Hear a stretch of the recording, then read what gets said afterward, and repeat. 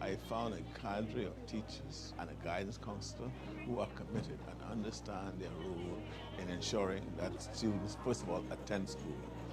If you don't attend school, you can't be taught. It is a tremendous model for what we have been doing in the schools to arrest the issue of lost learning. It's amazing what the school has done.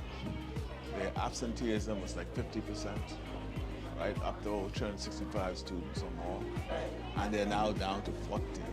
What a remarkable achievement. Eagerness of hope that I've seen in the eyes of these young students, and in engaging several of them separately, those who are preparing themselves for BJCs and entry into high school, the fact that they have a vision for themselves and working towards that vision. The future of the country looks bright. Lunchtime is over.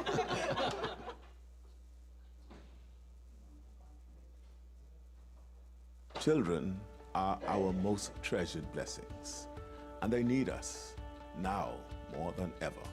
After storm and plague, our country is finally moving forward. But when schools reopened, too many of our children did not return. With hard work, we have made so much progress. 90% of the students who were chronically absent last year are now back in their classrooms. Thank you to every educator and public servant who worked so hard to bring these children back to their teachers and friends. But hundreds are still not attending regularly. I'm determined that we don't leave any of our children behind. So I'm asking all Bahamians, parents, grandparents, aunties, uncles, godparents, priests, pastors, coaches, pediatricians, community leaders, everyone to join the effort. Help us get all Bahamian children back to school where they belong. The Office of the Prime Minister Press Office is the primary liaison between the Fourth Estate and the Office of the Prime Minister and Cabinet. Every day, we are working to build a more inclusive economy and a stronger, safer country. Hear all of the latest developments as the Davis administration carries out the broad mandate of progress and change. Our live weekly press briefings provide full access to current newsmakers on the most topical issues of the day. We facilitate prompt responses from cabinet ministers on the latest reports and get answers on the issues that matter to you. Will any penalties be levied against the... OPM Press Now, keeping you in the know.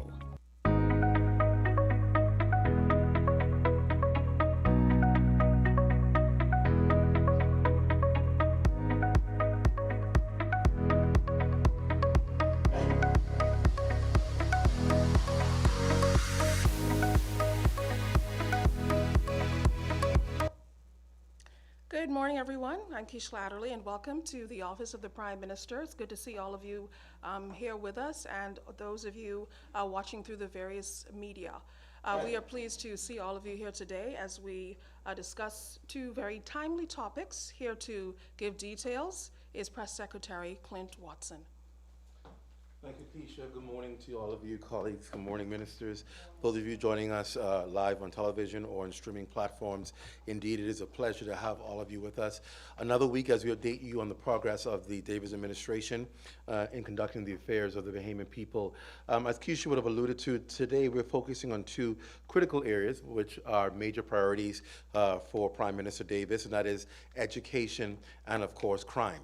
And so we have the key ministers for both those portfolios, the Minister of Education, who will deal with something that we're doing coming up tonight. As you all may know, a national town hall meeting will take place.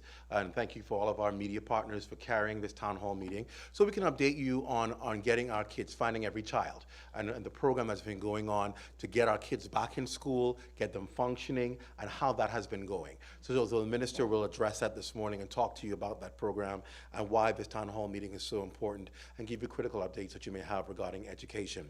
And then, of course, Minister Wayne Monroe is here for national security. We'll talk talk to us about some of the initiatives we're doing in addressing crime. We're coming from a non-conventional, systematic way of addressing crime.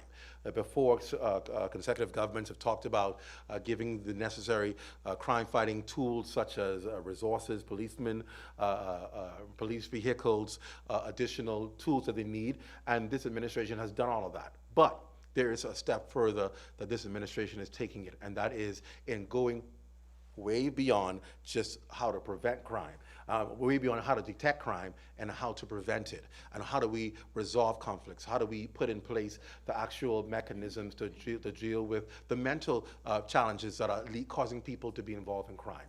He's going to talk a little bit about that because that is going to be key to this administration's intervention in crime. So those two key areas we're going to focus on. We're going to give you a couple announcements from Prime Minister, take your questions, and of course, it's becoming my favorite segment, which is our Bahamian food vendor segment, where we feature Bahamian food vendors who are out there in the industry, making it big, doing well with their creative food arts, and we're going to highlight them today. So we have a lot to get to, so let's begin right away with the Minister of Education, the Honorable Gladys Hanna Martin, as she gives you an update. Minister? Thank you very much. Good morning, everyone, and thank you to Clint Watson for facilitating me in this program. Sorry, I just interfered with the microphone to ask me why. Thank you for allowing me to share with you the initiative that's underway tonight. It's a town meeting.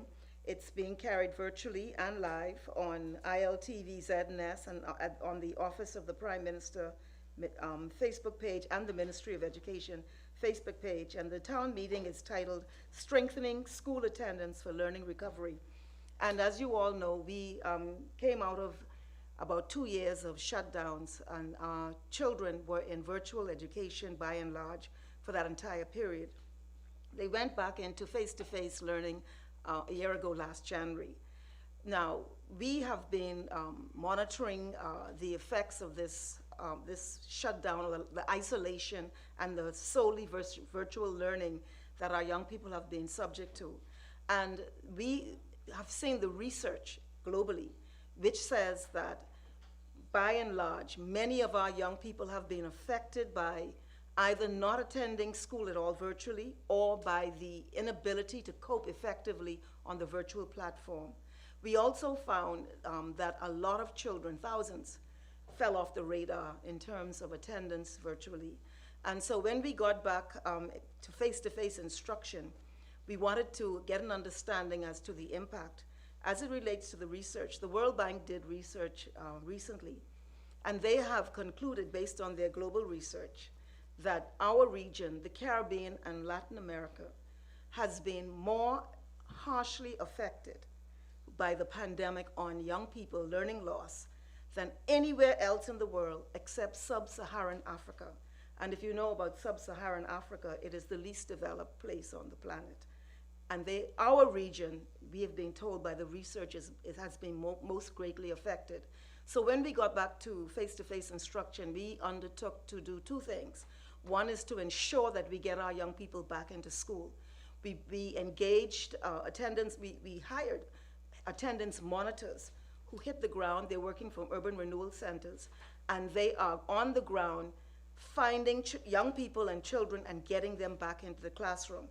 We've also partnered with the Office of the Prime Minister in an initiative to work with schools most greatly affected by missing children to see how we can get those young people back into the classroom. So this is one of the initiatives we'll be discussing tonight, because if they're not in the classroom and they're of school age, mandatory school age attendance, where are they? We have to find them, because the implications are quite worrying. The second thing that we are addressing simultaneously is this issue of learning loss, because as I've indicated, the research is showing that our region, Latin America and Caribbean, is worse affected other than sub-Saharan Africa.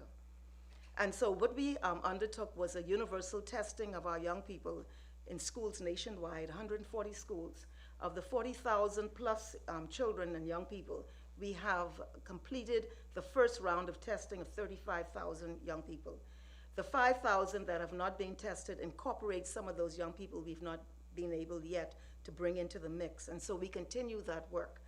There are some other issues with access to internet, et cetera, in the schools where the children are attending. But by and large, these are the children we're seeking to find and bring into the net.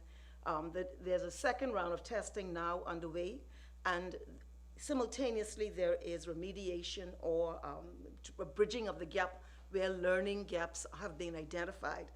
We are doing this because if we do not address this issue with these young people, these thousands and thousands and thousands of young people who have been adversely affected by this pandemic in terms of their isolation and their alienation in some instances, and also the impact on their learning, the implications for our progress, our development, and our social stability are quite worrying.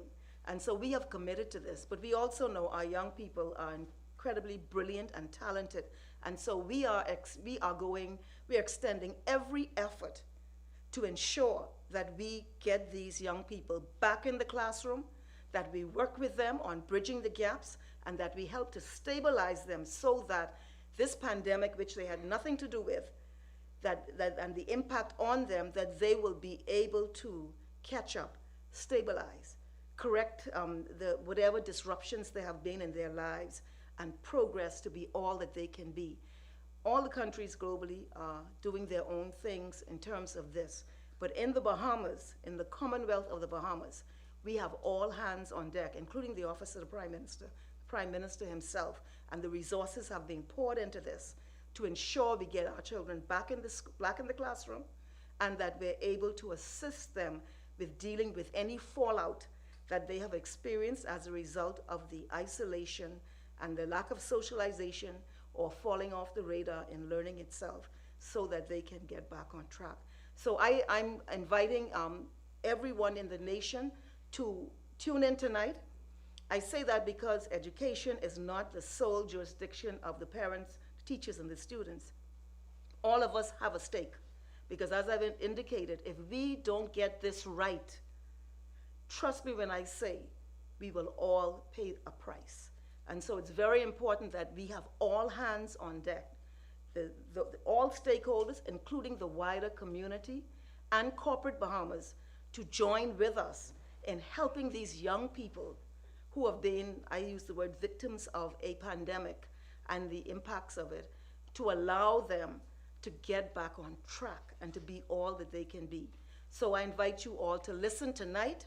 We're gonna have many presentations, and I believe it'll be illuminating, and I hope it will give our public some sense of confidence that this administration is doing all that it can to address this serious crisis that we face right now in this country and in fact globally. Thank you very much. Any questions?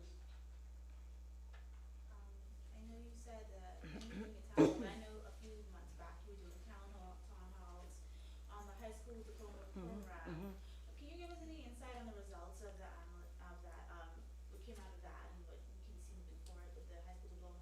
Yes, we were going to discuss this tonight also, but I'll answer that. We appointed a committee. The committee moved nationwide, face-to-face meetings, and maybe one or two virtual meetings. They met with stakeholders everywhere, and they comprise a multidisciplinary grouping. Some are educators, some are corporate persons, and just the whole array of individuals who form this committee. And they have made recommendations. And I think I have to go back to Cabinet on one issue, but I believe that I will be able to shortly announce the variations or reforms that we will be implementing for the high school diploma, because we know that there were anomalies. We know that it led to marginalization of many young people. And we also know that, the way that that education has a much broader spectrum than a purely academic spectrum. And so we're looking at the range of learning without reducing standards. So to answer your question, the work is complete. And we expect to announce in the next few days the final construct of the new high school diploma, which I believe will incentivize young people to excel and do well, which is what we hope to do. Earlier this year, the Bahamas Union of Teachers president survey that went out and indicated that morale between, with the teachers have been, low. Yes. Well, me personally have been trying to follow up with that with the Yes, director. yeah. Is there any more insight that you can give us on that survey? Okay, yes, the issue of teacher morale is a global one. There are teacher shortages globally. This is experienced in the United States, which is one of the biggest economies in the world, and certainly in the region. We have put in place some initiatives to try and accelerate the training of teachers, and we've also had to bring in teachers from outside of the Bahamas to fill gaps. But so teacher morale is an issue globally, and we knew this, but we wanted to understand it more discreetly. And so the survey was done to find out what are the issues in this country that are vexing teachers and making them not feel enthusiastic necessarily about the profession. And one of the things that did come out of that is that they love the profession. And it's really not all about money. There are other sort of external issues like efficiency of communications, the processing of HR issues. They say they don't feel respected. And all of these things that have come out of this survey. So a committee was formed, and that committee was formed for the purpose of looking at that survey and devising strategies to address the various results that came from that survey. I can speak more later to what exactly is happening, but I can assure you that work is underway, step by step, issue by issue, to address the concerns of teachers. And in the most recent agreement with BUT, some of that was addressed in terms of increased salaries, increased pay, the lump sum to teachers to fix up their classrooms. Historically, they use their own resources. The retention bonus to give teachers an incentive to stay in the profession, to deal with this issue of teacher shortages, and a whole array of issues were already be sought to address in that industrial agreement. But we know from that survey there is much more work to be done. I just want to say from that question too, in this learning loss exercise, the one thing we discovered was the extraordinary, what's the word I would use there? Resolve and ingenuity of our teachers. Because even with the issue of devices, we didn't have a device for every child. Those teachers worked it out. And we have been able to test 35,000 of the 40,000 plus students. And I just have to I wish the nation will appreciate what has happened silently and invisibly over the last several weeks. It has been the most heartwarming, amazing observation to see this in our country. When you said the government sparing no resource, expand on that. Whatever is required, we've invested for the testing. They're probably going to have to invest for some of the remediation, the after hours and the extended hours. Whatever, the point I'm making is that whatever is required, we engaged new monitors, attendance monitors to hit the ground, find these young people. Whatever's required, and including the public relations with the town meeting tonight to get the word out, to engage the public in this effort, whatever is required, because, and I always say this, the most precious resource in this country is our children. You could talk about all the natural resources, and then there are natural resources. The most important, if we cut corners and be chintzy in terms of, particularly at a time such as this, where you're facing an unprecedented crisis, which we don't see right now, because it hasn't manifested in its fullness. You see the signals. So that is what we mean by that whatever is required to strategically, not just throwing money at something, strategically respond to what we are facing, then we must do. And I've traveled throughout the region and internationally, and the Bahamas is doing what it has to do. I'm hearing what other countries say they're doing and all that. We are well on track to meeting this challenge that we face post-pandemic. The study by the World Bank, did it reflect the age ranges most affected by one, learning loss, and two, the general absence from the classroom? I don't think it went into those sort of minute differentiations. But it's online. You can view it. In Latin America, I think it was in Colombia, they had a meeting about 3 weeks ago, which included the Caribbean and Latin America. I did not get to go. But they have, in Colombia, they have sound the alarm. They understand what it means. And when you consider that they're saying the worst affected, other than sub-Saharan Africa, it tells you that it's really, what we're facing is immense.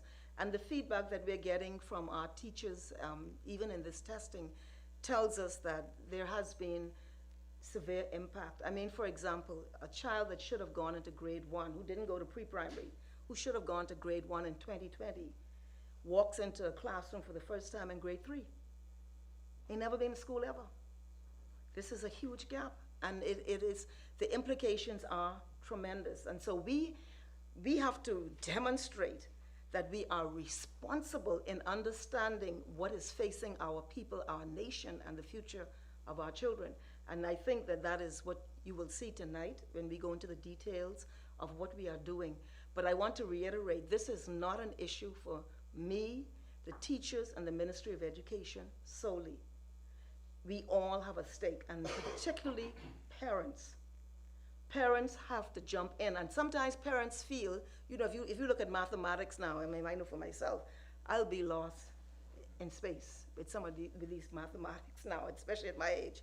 And maybe some parents feel not equipped, but sometimes you don't need to know those sort of finite details. What you have to do is make sure your child gets to school, gets on time, that they're able to get breakfast when they go, that when they come home, you check to see if they have homework, and that you monitor their psychological and emotional status, because that's another component that we've seen in this post-pandemic situation. Children have been affected emotionally, and we formed a committee which has the undertaking of, and it was public and private, to analyze the impacts of isolation on our young people. And that work has been completed, and we will begin initiatives on the school campuses to help identify and support young people who have been affected by this. It's a very, very serious situation. You don't really see it. You see some things happening around the schools, and I think you can connect the dots. We don't, but it has not manifested in its fullness. Could you speak to some of the initiatives following this testing, what will happen? What they will do, and they've already started, is that they're strategically supporting the gaps, or filling the gaps for the young people. And so there's, I don't want to use the word remediation, you can call it acceleration, to assist, and it might be remediation in some cases. I believe that we have had historic gaps, which are pre-pandemic, and we also seek to capture those also. Morning, Minister. About 2 months ago, there was an incident on the island of Bimini where a principal would have been, I guess, accused of calling in a police officer to do some, I guess, reprimanding of some kids. What is the update on that investigation? Is the principal still on leave? Have the students received any counseling? What's the update on that? My understanding is that there has been counseling support, and the principal is still on leave. The status of the investigation, I'm not aware of at this time, but certainly it was an incident that caused us concern and moved us to move immediately to address the status quo at that school. When you speak about status quo, there's this looming question of, does the Ministry of Education support corporal punishment in the classroom, and also why would a police officer have been called in for primary school students? Right. Well, no one should have been called in. The way in which the protocols around corporal punishment are well established, they're documented, they're in a manual, and it does not include bringing a third party off a school campus to carry out discipline on a child. So the current policy allows for corporal punishment, but in limited circumstances and by only a select individual or two on the school campus. But certainly, I think that this incident that you refer to, and generally the way in which we are evolving and seeing how we address and deal with young people, particularly coming out of the pandemic and the issues they faced, I think that it does require broader discussion now on the issue of corporal punishment. whether it is now appropriate to discipline or deal with young people in that way, or whether there are alternative measures which are effective in helping a young person understand the manner of his or her ways. So currently it's on the books, but I do believe the time has come for a very serious discussion. Now I know I've heard the dialogue out there, spare the rod, spoil the child, so I know that there is a body of thought that this is appropriate, but there's also a body of thought that believes that it has deep historic roots in how we see how children should be treated and people in general, and that there are other ways of getting a message through to young people and helping their formation and their maturity. Can I just say also, we are also learning, the research is showing that, I see the Minister of National Security looking at me over there. Don't ask him that question. The research is showing, recent research out of Harvard, that the brain of an adolescent does not fully develop until early 20s. And it's now leading to a review of how juveniles are dealt with in the justice system, but how they are able to be responsible.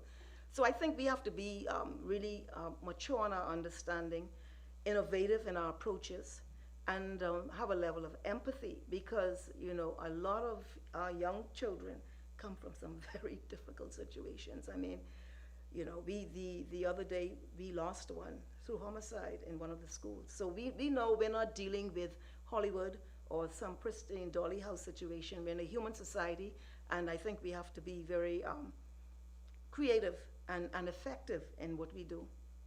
I know you said that there's a second round of testing that needs to be done. It's underway as we speak. Have any officials started to look at the first round you've done so far? What can you suggest maybe you've seen? Because you talked about teachers and GMV coming out. Can we get a sneak peek of what any trends you've seen in that testing? Well, the way in which the testing is done, you get instant results. So the teacher is able to see right away. And while the teacher probably knew generally what was happening in their classroom anyhow, because they're always doing things to understand what's happening with the student, they now have scientific data for every child in that classroom. So the teacher now is able to understand, okay, now I understand to the T what is happening with this child. In terms of the actual results, I'm not able to speak globally, but I can tell you that we have found issues with literacy in a number of cases where, and when I say that, where a child should be probably reading up here, but they're really here. And so the question is, how do we now get them where they need to be? And the thing to do is to meet the child, is where the child is, and to bring the child to where the norms say that child at that age should be. And then, of course, it's helping us understand that some of these children have special needs, and they've not been previously identified. This has been a very important exercise. It is unprecedented. We've tested every child except for the 5,000 plus, which we are now seeking to deal with those. And we are now seeing specifically what's happening with our children. It's not an examination. It's not A, B, C, D, E. There's no judgment on anyone. It's trying to see how best we can help that child be where they need to be so they can soar. We want our children to soar. We don't want them stumbling and limping and catching hell and ending up in Fox Hill Prison. That we do not want that. And at the same time, let me just say, we have some students that have done exceptionally well. They have, I mean, when you look at the BGCSE results, they've been exceptional, and BJC. So not every child has been affected in the same way, but a large proportion of the student population has faced challenge, and the testing is showing that. Thank you so much. Thank you very much. Thank you. Thank you, Minister, for coming and giving us that overview. And again, that town hall meeting is tonight. Please tune in so that you can be a part of the conversation. A lot more information will be given, and it'll help you understand not just your child, but the children in our community, so that we can effectively address those issues. We started out by saying two major priorities of Prime Minister: education and crime.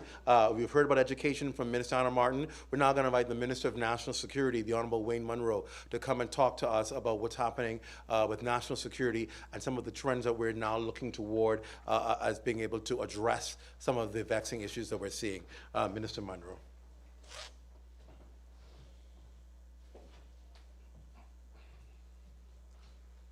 Thank you, Mr. Watson. Let me say that it is very appropriate that the Minister of Education preceded me. We have heard time after time a call for supposedly the government's crime plan to be laid out. From our first addresses, I directed everyone to Vision 2040 because there is laid out the crime plan that we all, in a nonpartisan way, addressed. I gave a policy speech at the University of the Bahamas Public Policy Institute on the 28th of March 2023. It's on their website, and I don't intend to go through the full address of it, but just to see the parts that are relevant to what I was asked to address by Mr. Watson. In that public policy address, I commenced it by citing Proverbs 22, and it dovetails into what the Minister of Education just referred to and discussed. And Proverbs 22 verses 1 through 6 says the following: "A good name is rather to be chosen than great riches, and loving favor rather than silver and gold. The rich and poor meet together. The Lord is the maker of them all. A prudent man foreseeth the evil, and hideth himself, but the simple pass on and are punished. By humility and fear of the Lord are riches and honor and life. Thorns and snares are in the way of the froward. He that keeps his soul shall be far from them." And it ends, and this would be familiar to all of us: "Train up a child in the way he should go, and when he is old, he will not depart from it." The national security policy being adopted by this administration, as set out in Vision 2040, which in the blueprint of change that we campaigned on, we indicated that we would implement, is four-pronged insofar as crime is concerned. It relates to prevention, firstly, detection and disruption, trial process, and then rehabilitation. The Honorable Prime Minister likes this sign because he believes that we need to invest greatly in prevention and rehabilitation. And to be quite clear of how that works, we always hear mothers and fathers saying their good son was just murdered, regardless of if he's on bail for 6 murders, 5 murders, 4 murders, or in the case of one of the latest victims, 1 murder and the attempted murder of a policeman. Well, life is simply like this. Everyone is a good son when he is born. Everyone is a good daughter when he is born. Our experiences in this country shows us that somewhere from birth to about 14, 15, some of our young men particularly adopt a mindset that they are willing to drive around, walk around with high-powered guns and handguns and have no compunction shooting someone in their head 2 or 3 times, about the body multiple times. That is a journey. They were not born and arrived at that point all at once.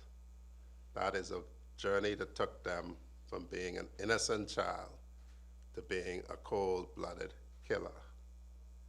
And so the policy must be deliberate.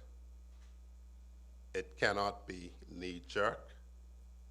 The first part of Vision 2040 says that we must focus on youth at risk if we're going to prevent them becoming criminals. And that is what we seek to do in this administration. Vision 2040 makes it clear as well, though, that that is not solely the job of the government.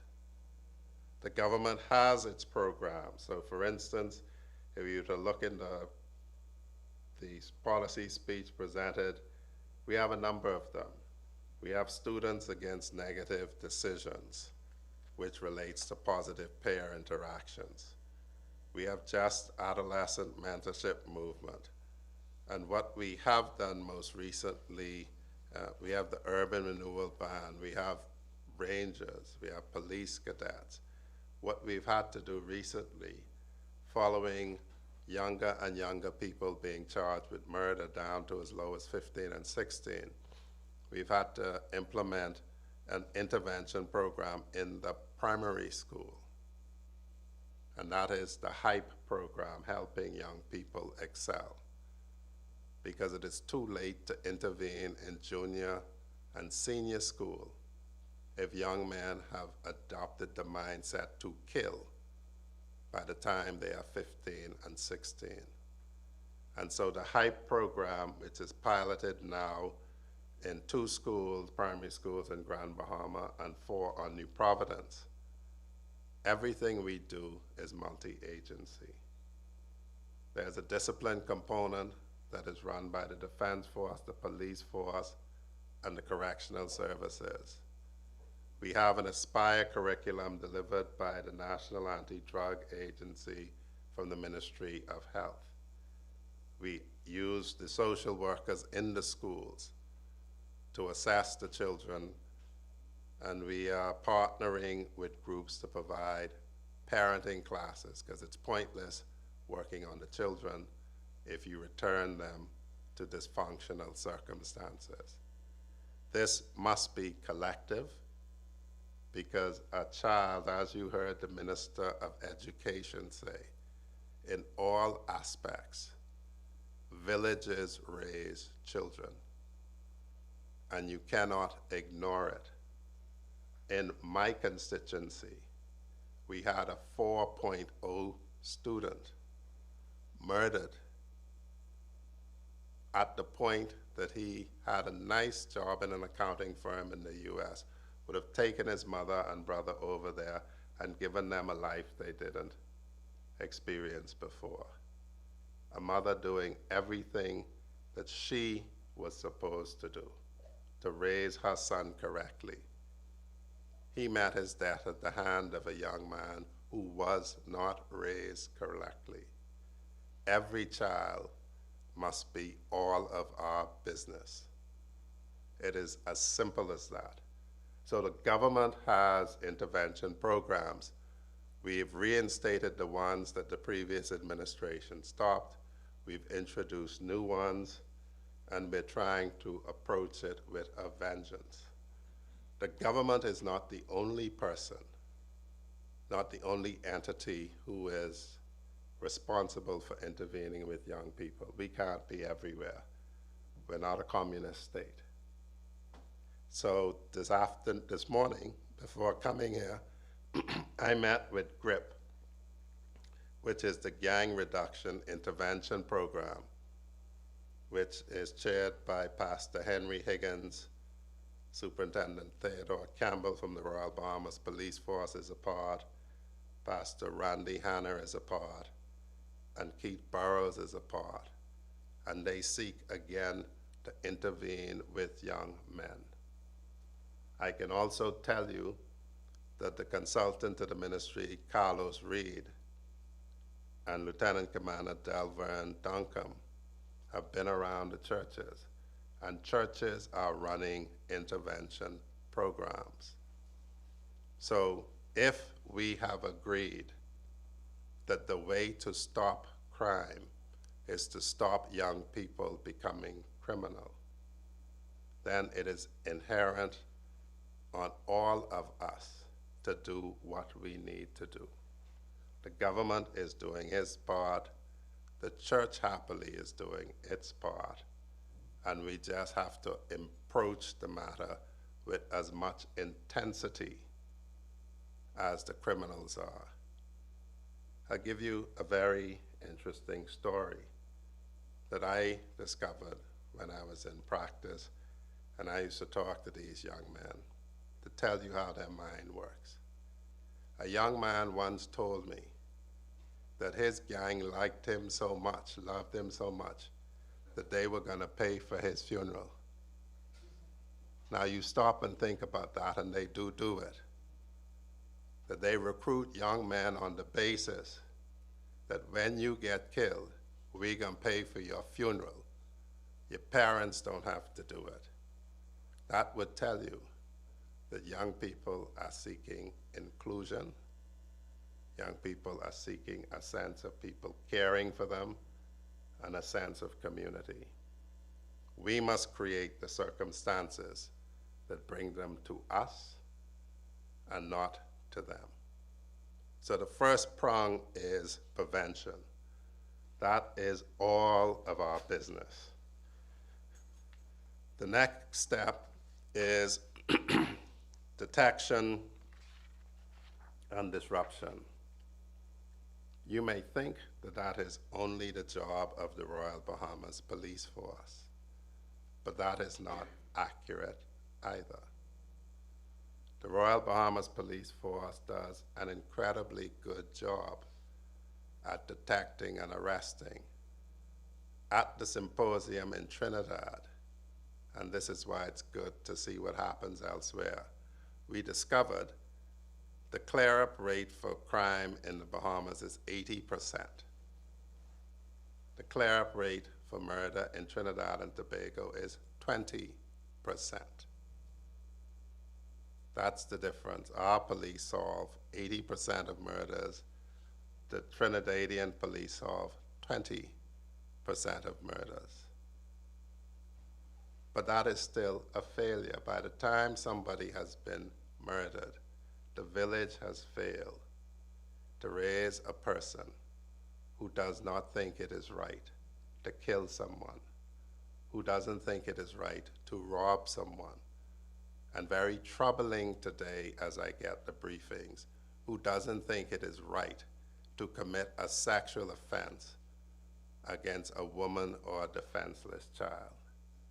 We have failed by the time that the police have to execute these high clear-up rates for crime, because that tells you the crime has happened. But detection and disruption is still everybody's business. If you know your son has come home with a car that he couldn't possibly have bought, you have a duty not to talk about your good son when he is gunned down in the street, but to call the police. When you know your son has a firearm or your daughter is hiding a firearm for someone, it is your job to call the police. And the Commissioner of Police and Chief Superintendent Skippings has made it clear. When you do not, you endanger yourself as well as your child. Because when they come for your child, you may be right there. It is much better for you to advise the police, my child has a car, think it's stolen, my child has a gun, than to have to show up at the morgue to identify your child. We all have a duty to assist our police force, who does a stellar job in detecting and disrupting. The next prong is the trial process. So we try to prevent you committing a crime. If you don't, we have to apprehend you and deliver you for judgment. We acknowledge that there is an issue with the trial process. A lot of what was being implemented in terms of swift justice in the last Christie Davis administration, there was some stalling and walking back on it. we have to be very clear about the need for there to be justice on a timely basis.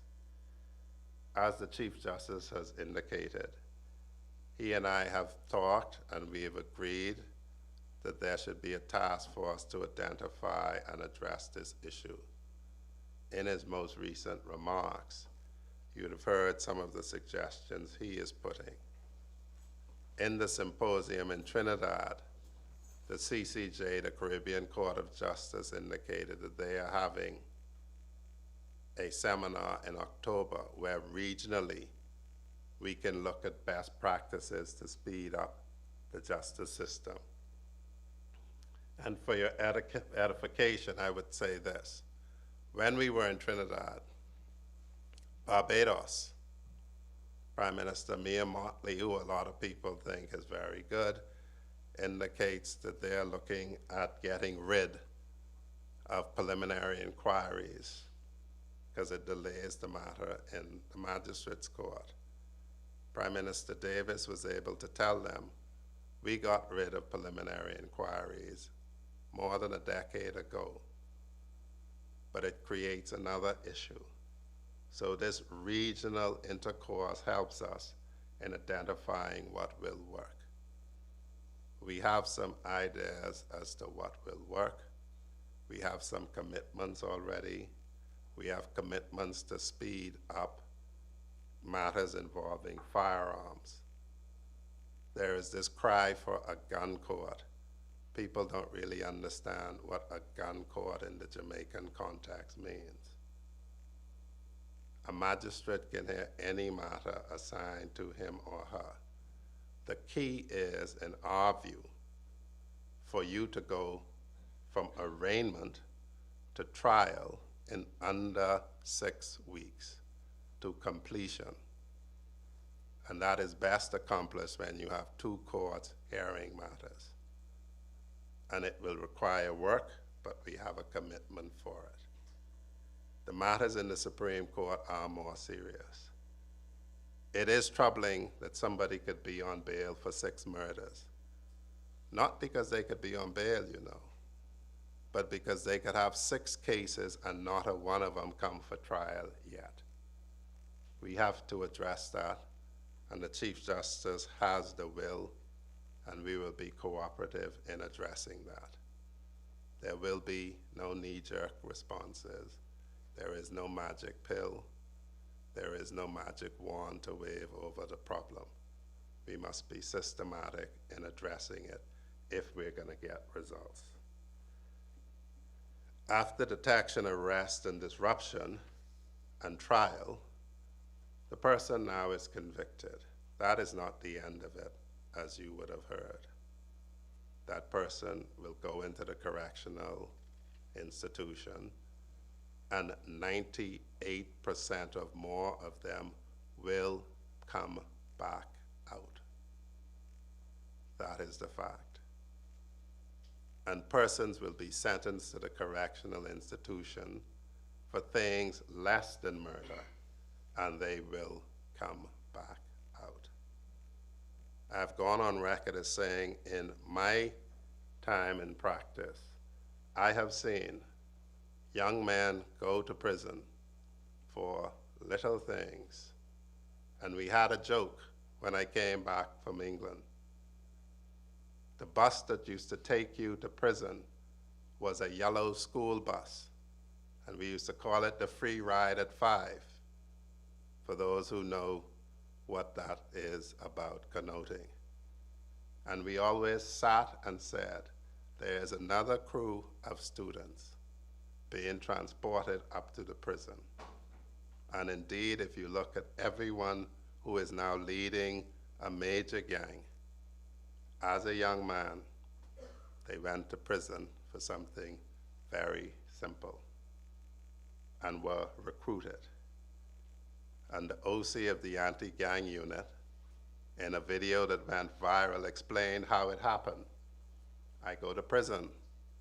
I'm a young man. Everyone has these excited thoughts about I'm going to be raped in prison.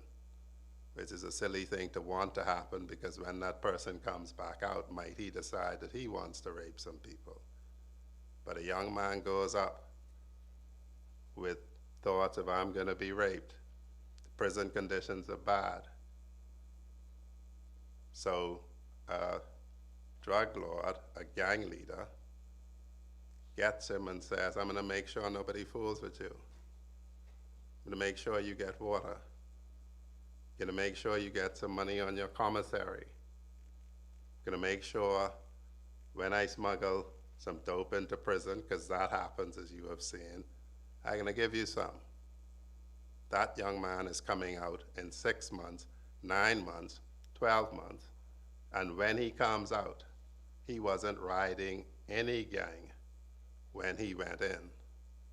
When he comes out, he may well and most likely will be riding a gang. And so the conditions in prison have to be addressed. No gang leader should be assuring any person going into prison of their safety. The state has to do that. No gang leader should be assuring anyone of any comfort in prison for simple things like water and food. The state should be doing that. And so you've seen the commitment of this government that we intend to build an 800-bed facility which will have precast cells, nowhere to dig and hide cell phones, nowhere to dig and hide drugs, nowhere at all. State-of-the-art with camera supervision and controlled access. And the reason for that is simple. We do not need our correctional facility being a place where people are recruited to gangs. That is the history of what has made every leader of every street gang today. We're addressing that by addressing that aspect of it. We have reinstituted programs in the correctional institution. We hope to have the first accredited correctional institution in this region as we move forward. We're partnering with Corrections Canada to introduce programming in our prison. And more importantly, we hope to shortly introduce for consultation a parole act. When you go to prison now, you get 4 months off for good behavior. So if you are sentenced to 12 months, you only serve 8 months. When you come out on day 1, you can commit an offense and you never serve the 4 months that you were given off. We intend to change that. We intend to make it clear that you will serve your sentence, some in the correctional institution, some in the community, but you will be held accountable for your actions completely. And for the persons who need punishment but may not need incarceration, technology permits us to impose a sentence where you only get to go to work and to church and the food store once, and other than that, you stay home to serve a sentence in the community. And so we are very serious about this. As I say, the Prime Minister's favorite 2 points, prevention, rehabilitation. Those are the ones that we will be pouring our greatest effort in while we address them all. I know that you have questions, and some of them relate to what I call counting crime. So I'll take those questions. Enforcement. That's going to be key to all of this. You had, when I'd asked you about increasing the number of the police force, you had said that that was something that needed to happen. Enforcement. Well, again, You know why the Prime Minister prefers prevention? Because we could recruit 10,000 policemen if we don't stop people getting a criminal mindset. We'll just continue to have criminals for the police to arrest and for the courts to try. But on the enforcement part of it, we do take that seriously. The record would show, since we've come to office, we've recruited 2 squads every year. There's one in now that is going to be coming out before we complete the road to 50. And when that one comes out, a next one will go in. The same thing you have seen for the Defense Force, for immigration. We're trying to get a customs squad in, and for BDOCs. We understand that you need human resources. So for instance, I've heard cries, oh, we need to put up road checks, right? Static road checks. Apart from that being not very effective in this day of social media, and you all know what I mean, the police have a roadblock here, well, everyone don't drive there. It requires a lot of manpower. I can tell you now, because we're further along, that when we came to office, the then Commissioner of Police expressed to me that there were some police stations that would require a minimum of 6 people to man, that they were only able to put 3 officers in. And so the public who would have been complaining about lack of responsiveness from police stations, that's because the police station that should have had 6 officers in it was manned by 3 because of manpower deficiencies. That is why we are so aggressively recruiting. And in the islands, and again, even in New Providence, when you hear a complaint, the police ain't coming. They say they don't have a car.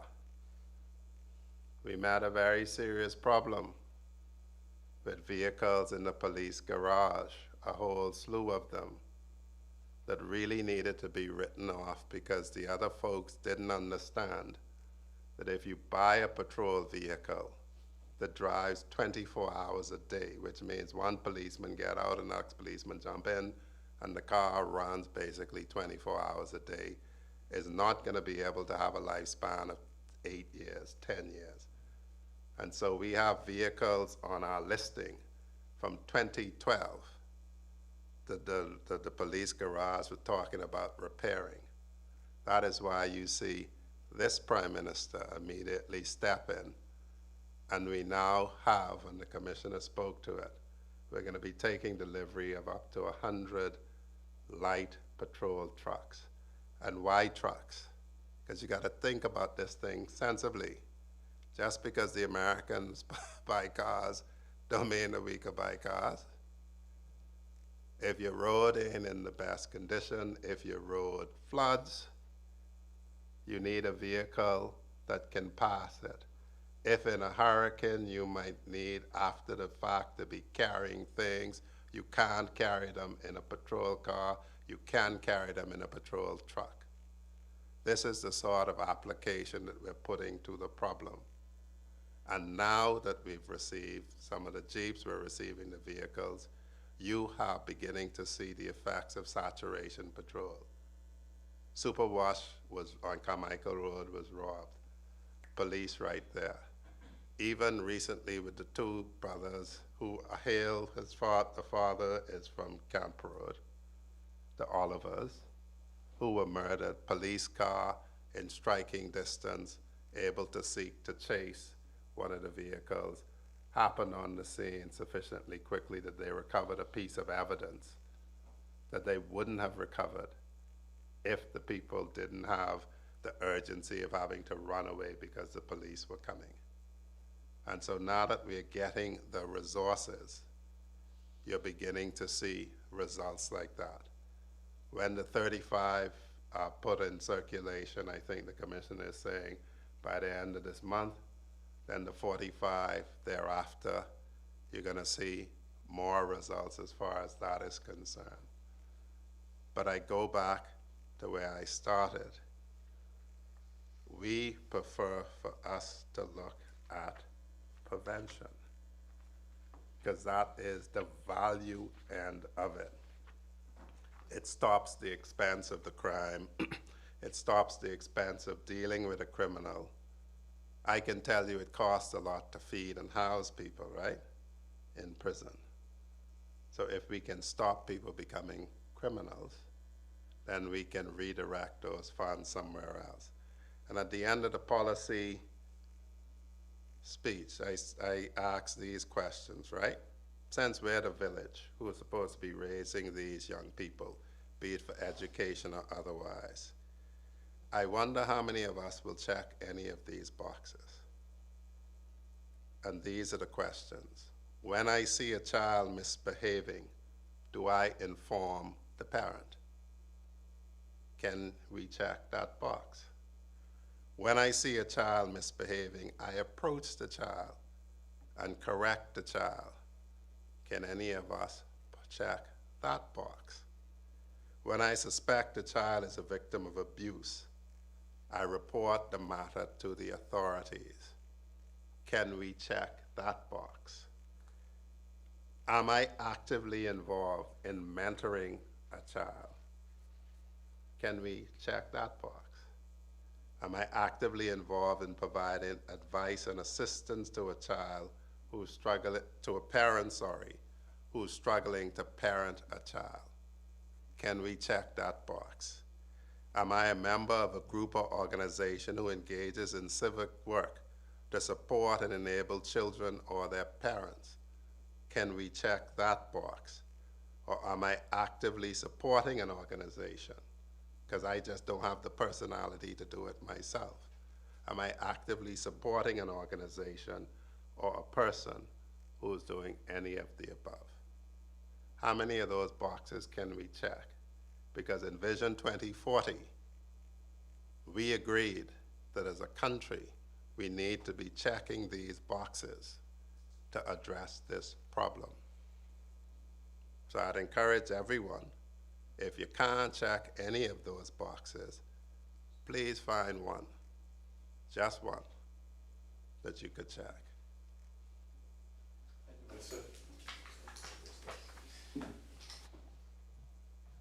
Thank you. We would have had comprehensive reports this morning on crime and education, which, as we continue to say, are priorities of the Prime Minister, because we believe in getting it right. And this administration wants to ensure that Bahamians can enjoy a better quality of life, and that will continue. And we continue to partner with the entire public to be able to successfully do that this morning. Before I take your questions, I have two announcements. One is from the Minister of State for Public Service regarding the 52-week program and the issues of pure persons being paid. She's advised that just about all of the persons in that program have been paid, except for about 30 persons in Grand Bahama, where they're dealing with trying to sort out the accounts, actual accounts that the money should be deposited to. Minister Pia Glover Roll says that they're working on the digitalization process, so problems like this and what has occurred don't exist in the future. And that's why there's a keen focus on the digitalization process. But the short end of it is the problem is now being corrected. And as you know, Prime Minister Davis is in Austin, Texas today, speaking at one of the largest cryptocurrency conferences in the world by CoinDesk, Consensus 2023. And of course, a big part of that mission is to shore up the Bahamas' reputation in cryptocurrency. Last year he would have spoken there, and that would have been right after the groundbreaking of FTX. So he's back a year later to let people know that Bahamas still has strong laws and policies, and we're still doing business in the cryptocurrency market. He's back in country on Friday. Those are the two announcements I have for you. Let's take your questions. Any questions for me? Call upon Representative. Could you give an update of what's happening with that situation on Commercial Road, deforestation? I mean, it's still ongoing and people are still squatting, right? So what's happening there? From the last time we spoke to the Department of Forestry, they were dealing with the matter. They were trying to get things done through the legal way. We have not gotten any further update from them on that. We'll reach out to them to see whether there's anything new regarding what has been transpiring in Jamaica Road. But it is under their radar. But we don't have a new update on that just as yet, caller. All right. Anybody here from the Nassau Guardian? No, Tribune, Ariel. Hi, Ariel. I do want to get your responses to the reaction to what the PM said over the weekend about hearsay, about what you heard about, I think the victim who had an allegation of sitting MP dropping charges when that was not the case. What do you say to people saying that Mr. Davis saying that was inappropriate considering he's an attorney and it's hearsay? What is the OPM's response to that, the public's reaction to that? We have no response. It'll be inappropriate for us to comment on this investigation. We have no response on that. Any other questions? Okay. Theo Seeley, Eyewitness News.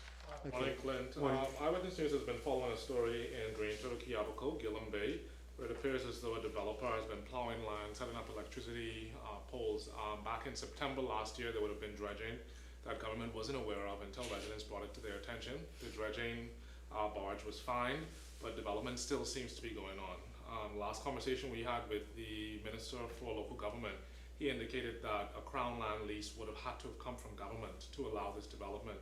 Where are we with that investigation? Because it's been a few weeks now, and when did that Crown land lease come out, under which administration? That lease was released to them September of 2022. And of course, it's a three-year conditional purchase lease.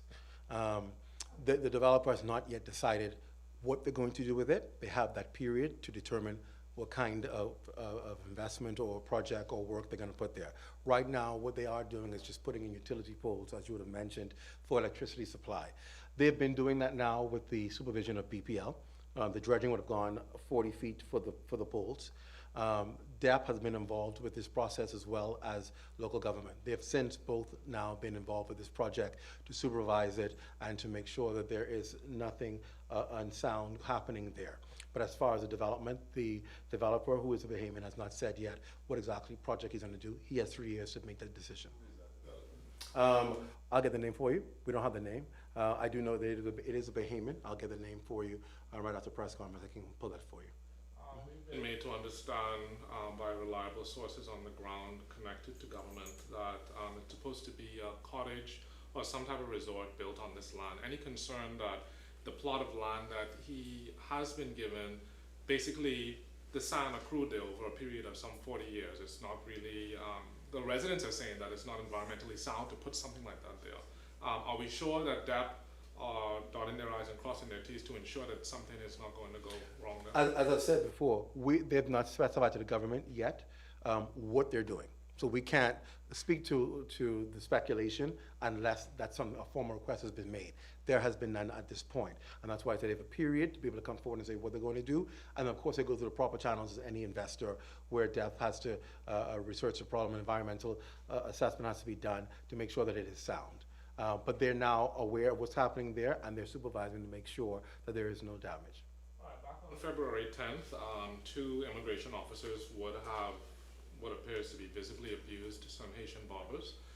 We were told that they were put on administrative leave, which means that they're being paid from the public purse. And it's been 2 months. Where are we with that investigation, and how is it that they still have their jobs when they were caught on camera abusing people? I can't speak to it. I don't know whether they still have their jobs or whether I was hoping you would have asked the Minister of National Security, but I have nothing on it. We can check with the police force to get an update for you on that. Okay. Yeah. Sure. Yes, Colin. Peters had indicated a few weeks ago that they were supposed to have a meeting with the Village Road homeowners. What is? We've not updated on a new development yet, no. I can't say. He has not updated us on that as yet. So we'll have to find out whether there has been a conclusion on that. But we don't have any new update on it yet. What appears, RCI? No, nothing new yet. with what appears to be an uptick in sexual crimes against women, we know that the Davis Cooper administration would have mentioned $500,000 set aside for the construction of a woman's safe house. Where are we with that? It's a good question. Minister of Social Services, Obi Wilscombe, is having carriage of that project. We have not received an update on it. At the last time we were spoken to him, they were in the consultation to see how best to set it up, given, as you can imagine, the concerns regarding security and safety and all of that. But he has not updated us or cabinet on that as yet. Do you feel that feet are being dragged, considering what appears to be an uptick in crimes against women in country? I don't want to speak to feet being dragged, but I do want to say that it is a priority of the government to address these issues. If you notice the legislation coming to, that are going to be set to come to Parliament speaks to the security of our women and children. Prime Minister has gone on record a number of times that that is priority for him. And you're going to see that step up. Because as you know, Prime Minister, if something is a priority and he feels as though there's not enough being done, there's going to be some pressure put on that. Rest assured, though, that you will see in this administration some changes and some, not just legislation, but steps taken to ensure the protection of women and children in a more tangible way. North Andros and Berry Island's MP yesterday, Leonardo Lightbourne, indicated that he feels government needs to do more to assist Bahamian homeowners with getting more affordable access to insurance. What's going to happen in that regard? Not a new position. The Member of Parliament for North Andros is expressing what many people in government feel, many members of Parliament and ministers. This administration is one that came to office looking to be able to make it easier for Bahamians to be able to do business and live in their country. It's been a priority of Prime Minister.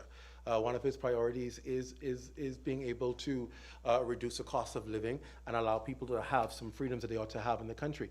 Part of that has been being able to afford insurance, because at the end of the day, we see what happened in Bimini, Berry Islands, where you have fires and people have no recourse because simply they can't afford fire insurance and they depend on the government, other organizations to be able to assist to help them rebuild. So it's a priority. When you hear him express that in Parliament, he's expressing what many of his colleagues feel. And that's what they sit around the table for every week, to figure out how are we going to do this, what are we going to do this. To speak to a specific movement on insurance, I can't, but I do know that Prime Minister Davis is looking at the whole gamut.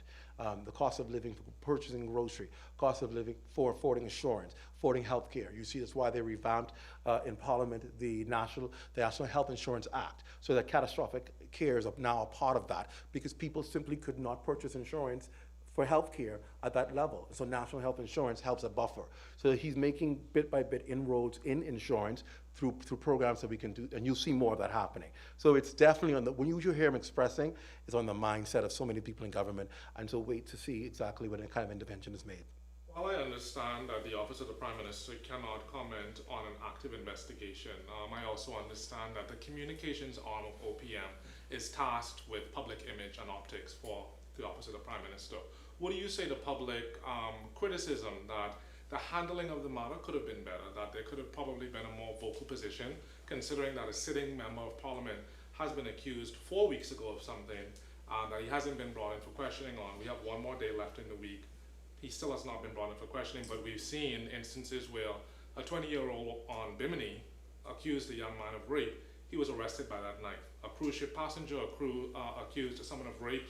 He was arrested by that night. So, how do you say that OPM has handled the optics of this entire situation, considering that a member of Parliament has been accused of such allegations? I won't comment further on the matter. All you need to say that when any matter is presented to us and we have to address the media, we do it. Excuse me. There was Prime Minister spoke to the matter. The Deputy Prime Minister spoke to the matter. Ministers spoke to the matter. They represent, in their capacities, the government. And so we speak where there is a need for us to speak as the communicators here. But if government leaders are speaking to the matter, then there's no need for us to speak to it. Prime Minister has spoken to it. The Deputy Prime Minister has spoken to it. That is the communications arm of OPM. Does OPM know if the sitting member of Parliament will be brought in for questioning in the next 24 hours? We never are involved in police investigations, so I can't even speak to anything. That's a separate matter. That's a police investigation. OPM stays far away from it. Thank you. Thank you. Destiny, anything with JCN?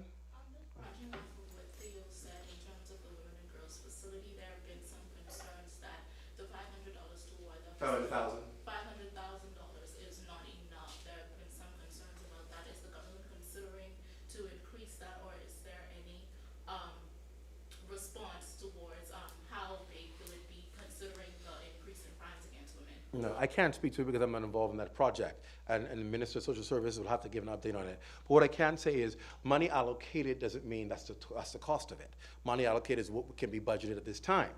Whatever the cost is derived, you now partner with, that, and to me, that should be easier being able to get partners to come forward with donations, because as you see, it's a widespread concern. So I would hope that with the widespread concern, the business community and civic organizations and the public will come forward when it's time to rally to the call to put this facility in place if there's a shortfall, to help make up the shortfall. But a government allocation of funds by no means mean this is what it will cost. It just means this is what is allocated to be able to get the project going and started. And hopefully outreach programs will partner with government to be able to make sure the facility comes to fruition, as has been so many other projects that government has done in partnership with the community. And we believe the community, because of their concern for this issue, will no doubt rally to the call and help to support to make sure that whatever is done as a relief method will be funded and help supported by the public. Any other questions before we move on? Yes. Yes. The central bank said they had canceled their project for the new headquarters, but the Minister of State for Economic Affairs said that that project is not being canceled, it's being postponed. So when is that project set to be restarted or continued? You would have to speak to the minister who would have given you that comment. I can't speak to that. What would have been said, it was simply, as the minister would have said to you in his briefing on Tuesday, that was not a priority coming to office. People were working from home. Not just people working from home, but the economy needed to get back up and running. There were bigger priorities at the time and at this time that remain on the drawing board of this administration to help people. We need to build hospitals. We need to refurbish clinics. We need to put in place tangible things that the Bahamian people need help for right now. So when you think of a $200 million building, the priority of that $200 million can be spent in some other areas that need priority right now. Doesn't mean that it won't come back, doesn't mean that it won't be built. It just means that this administration's priority is about implementing programs and building facilities and structures of programs that will help the Bahamian people during this time to feel relief. And that's what the focus of this administration is on. How do you respond overall to the public's criticism that this government is operating on fumes, that everything is just rhetoric? The results are everywhere. If you want to know what the administration is doing, they're tangible stuff. And I think this is important for people to understand. Administration can talk, but if you see no action, then you understand it's just talk. But if administration is talking and you're seeing the result of it, you're seeing the reform policies, you're seeing the laws go before Parliament that's never been gone before, and the laws that go before Parliament impact people, not sectors of community, but the Bahamian people. When you see relief every day, and you see the unemployment lines getting a bit shorter because people are being employed, people are getting their benefits, people are able to afford, get better health care, better facilities. You see that there are relief measures being put in place, a reduction in VAT in areas, and people have more spent in their pocket, even though there may be other areas that have challenges. The overall judgment of whether or not an administration is working is how do the people feel. And if the people are seeing an improvement in the quality of life, then something's changing. But the accomplishments of the Davis Cooper administration are tangible. They're written, and you can go and compare and see whether these are actually done. You can see whether or not, oh, they said they were going to do ABC. Did ABC happen? Well, you can measure and see if it did. They're there. And the relaunch of the Office of Prime Minister's website, you will have a section that talks about the accomplishments and achievements, and people can go directly to it and see a listing of what has been done since coming to office. So I always tell people, don't mind the rhetoric. Look around and see the progress, and that should tell you whether or not the administration is working. My question I just have, I know the top of the Tribune is what the Mr. Rhoda said about NIB, so the question is, when can we, I know you said they're saying soon, but when can we hear any announcements about the plans for NIB and its funds? I have nothing further on that at this point. No idea here this year. Nothing further, honey. Nothing further. I have absolutely nothing on that. Yes? I know you mentioned that there was no update on the RCI issue, but No, I didn't say there was any update. I don't have an update to give to you. okay, yeah, I know you said you didn't have one. Right. But piggybacking off both Theo and Carter's questions, we see what's happening in the Carmichael Road area in Calvin. We see the debate over RCI. We see what's happening in, was that the New York Zone? Abaco. Pardon? Abaco. Abaco. Does the government prioritize at all the preservation of our green spaces and our natural resources? The government has an entire department that's focused on that, yes. That Carmichael Road issue has been an issue from last year. It's a long-standing issue. I'll tell you this thing though, it's being addressed. And I have learned, had to learn, coming out of a private sector, that things don't happen as fast in the public sector that you would like. I can assure you, it is being addressed. It just takes time because of the bureaucracies, because of the legality of what has to go through, but it's being addressed. A lot of these issues, what we call the term legacy issues. What legacy issues means they've been around from consecutive administrations. So they don't just get solved overnight when you come in power. You don't just come in with a Superman cape on your shoulder and say, we're gonna save the world, we're gonna fix that, boom. Next week, we're gonna fix that, boom. It doesn't happen that way. Because you have to remember, we live in a democracy, and there are always going to be opposing sides. And you can't ignore the opposing sides. You have to methodically deal with them, and sometimes that requires the legality of courts, which take a time. We know what happened in the courts. It's a lot of cases they're trying to get before the courts. So it takes some time. But the important thing here is the administration is committed to addressing these legacy issues.